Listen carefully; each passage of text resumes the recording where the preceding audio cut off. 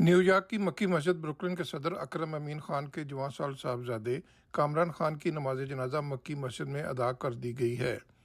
مکی مسجد کے امام قاری اسامہ احمد نے نماز جنازہ پڑھائی، جس میں کمیونٹی کی اہم شخصیات اور ارکان نے بھی بڑی تعداد میں شرکت کی۔ اکرم امین خان، جو کہ کچھ عرصہ سے علیل ہیں، اپنے جواں سال صاحبزادے کی نماز جنازہ میں ویل چیئر پر شریک ہوئے۔ نماز جنازہ کے شرکا نے ان سے گہرے دکھ اور غم کا اظہار کیا اور دعا کی کہ اللہ تعالیٰ مرحوم کو اپنے جوار رحمت میں اعلیٰ سے اعلیٰ مقام نصیب فرمائیں۔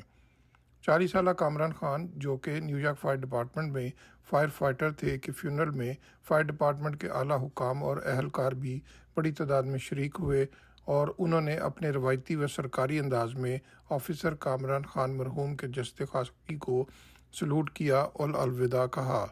کامران خان مرحوم کے جسد خاکی کی تدفین نیو جرسی کے قبرستان میں کی گئی ہے۔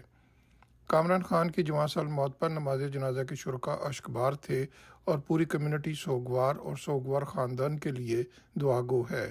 Mohsin Zaheer, Urdu news, New York.